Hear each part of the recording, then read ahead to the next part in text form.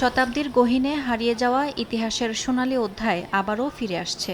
রাজকীয় ঐতিহ্য আর দুর্লভ শিল্পকর্ম, প্রাচীন ইতিহাসের অন্ধকার গলিতে লুকিয়ে থাকা চীনের অতীত এবার ধীরে ধীরে আলোর মুখ দেখতে যাচ্ছে। সংরক্ষণ ও পুনরুদ্ধার প্রকল্পের আওতায় এসব মহামূল্যবান রাজকীয় চিত্রকলা থেকে শুরু করে জটিল কারুকার্যমণ্ডিত নিদর্শন প্রাণ ফিরে পেতে যাচ্ছে। একসময় রাজকীয় প্রাসাদ আজ বিশ্বের অন্যতম দর্শনীয় ঐতিহ্যবাহী স্থান।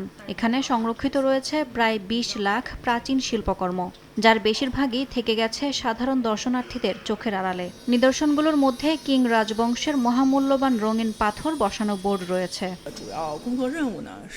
আমাদের মূল কাজ হচ্ছে রাজকীয় চিত্রকর্ম ও ক্যালিগ্রাফি পুনরুদ্ধার করা, বিশেষ করে কিং রাজবংশের টিয়েলুও এবং ডিয়ানলিয়ান নামের ঝুলন্ত ব্যানারগুলো খুবই দুর্লভ। এগুলো সংরক্ষণ করাই আমাদের প্রধান লক্ষ্য।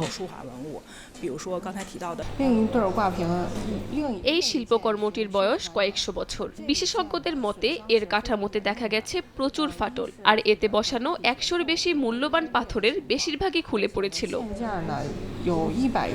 চলতি বছর চীনের প্যালেস জাদুঘরের শতবর্ষ পূর্তিকে সামনে রেখে অনেক সংরক্ষিত নিদর্শন পুনরুদ্ধারের পর নতুন প্রদর্শনীতে স্থান পাবে। প্রায় ২০ লাখ নিদর্শন সংরক্ষিত থাকলেও একসঙ্গে ১০,০০০টি প্রদর্শিত হতে পারে বলে জানা গেছে।